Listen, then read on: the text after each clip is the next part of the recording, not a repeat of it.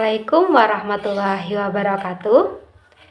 Saya ucapkan terima kasih banyak kepada Bu Nihna atau Arosvalia MPD yang sudah memberikan ilmu kepada kita, terutama saya.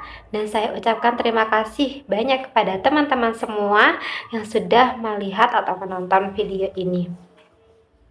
Perkenalkan, nama saya Cindy Alia Ramadhani. Saya dari program studi Pendidikan Guru Madrasah Ibtidaiyah semester 2. Kali ini saya akan memilih topik presentasi saya, yakni metode penyelidikan dalam psikologi.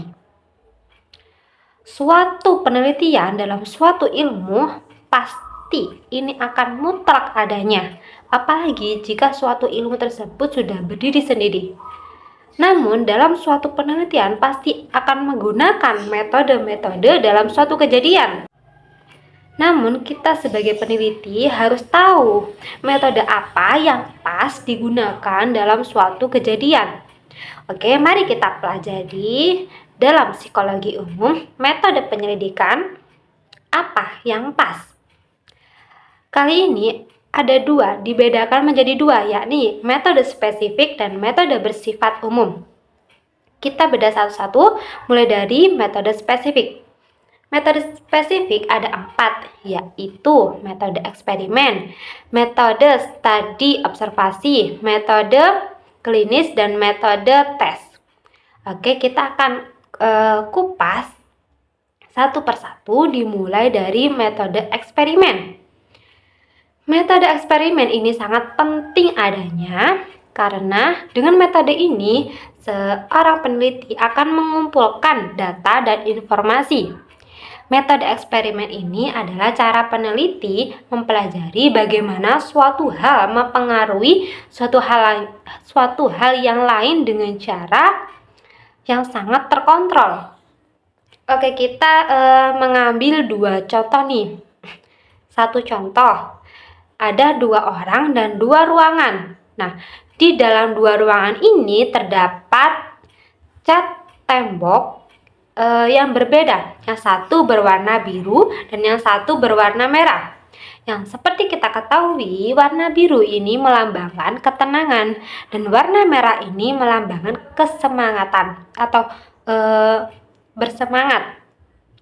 Nah, sebagai seorang peneliti, kita akan meneliti bagaimana jika 2 orang ini masuk ke dalam ruangan ini, apakah perasaan atau mood dari 2 orang ini akan terpengaruhi oleh cat warna tembok tersebut. Oke, itu adalah metode eksperimen.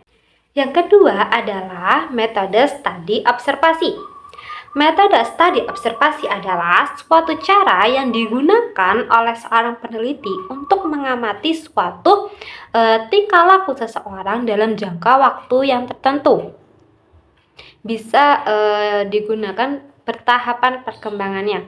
Tapi dalam studi observasi ini, sebagai seorang peneliti, kita hanya mengamati objek yang kita jadikan penelitian tanpa kita mempengaruhi objek tersebut atau melakukan perubahan dalam objek tersebut.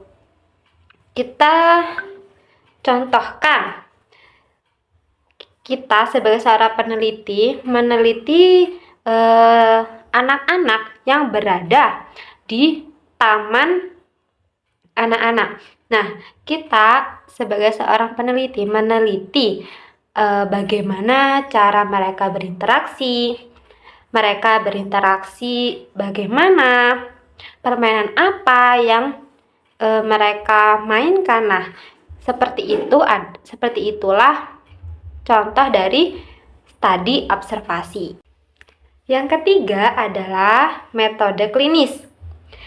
Dalam metode ini, peneliti mencoba untuk memahami keunikan individu dengan mengkombinasikan data-data yang sudah didapat. Dalam metode klinis ini ada peran seorang profesional, yakni psikolog dan psikiater.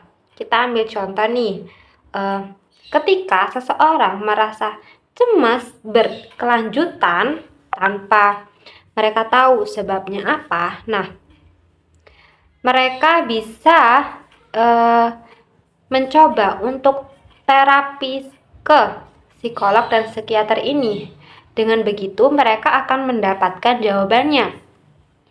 Biasanya seseorang itu akan disuruh untuk bercerita tentang apa masalahnya, gejala apa yang membuat mereka menjadi cemas berturut-turut, sehingga di sesi akhir psikolog dan psikiater tersebut akan memberikan saran dan solusi untuk mencegah cemas yang berkelanjutan.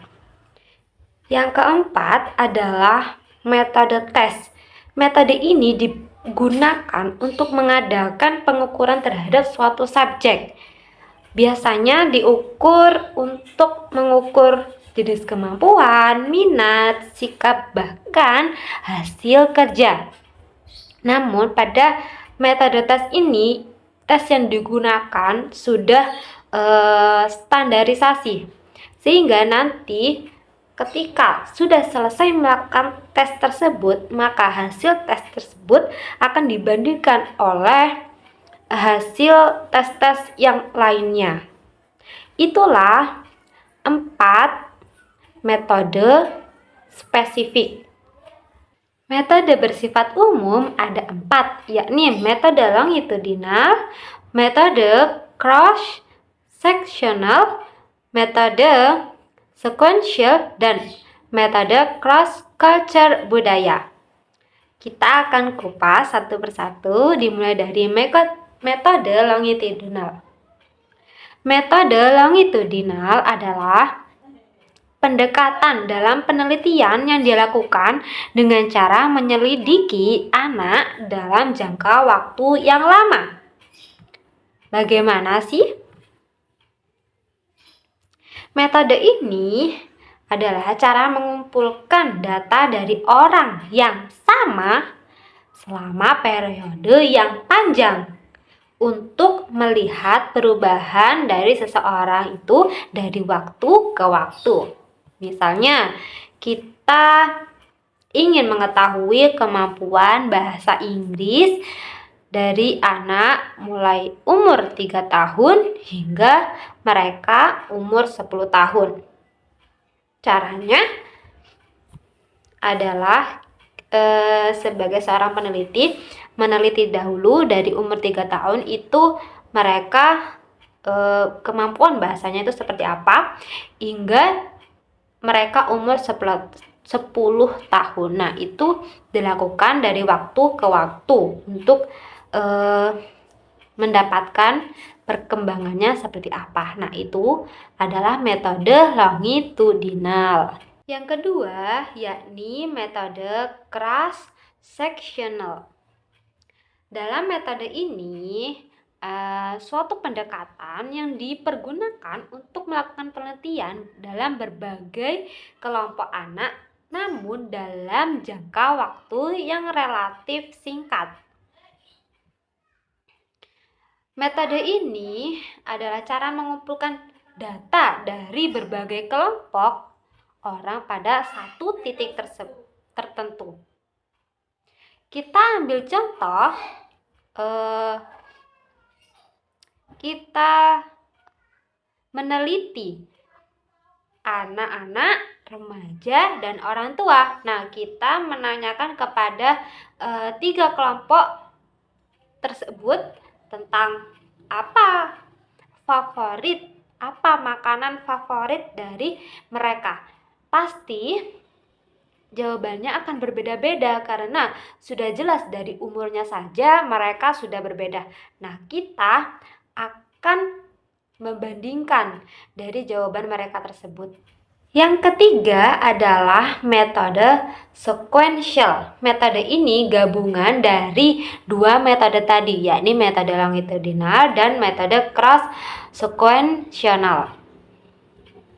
Nah, kita ambil contoh ya. Kita ingin melihat kemampuan bahasa Inggris tadi kepada anak umur 3 tahun hingga 10 tahun. Nah, metode sequential ini adalah gabungan dari metode tadi kan, dua metode tadi.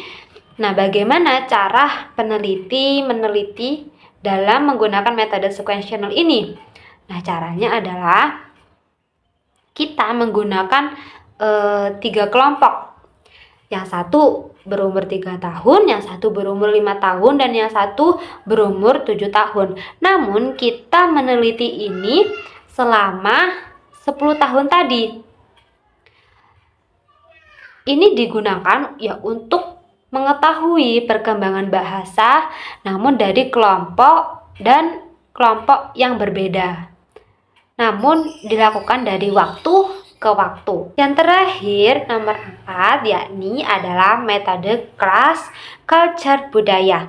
Metode ini adalah mempelajari bagaimana suatu budaya di dunia ini mempengaruhi perilaku seseorang. Misalnya, saya mempunyai seorang teman dari Jepang dan dari Amerika. Nah, saya memperhatikan mereka berinteraksi itu bagaimana, pasti akan berbeda karena budayanya pun sudah berbeda. Jadi itulah yang dinamakan dengan class culture budaya. Mungkin itu saja yang bisa saya sampaikan. Kurang lebihnya saya mohon maaf yang sebesar-besarnya. Wallahul muwaffiq ila aqwamit thoriq. Wassalamualaikum warahmatullahi wabarakatuh.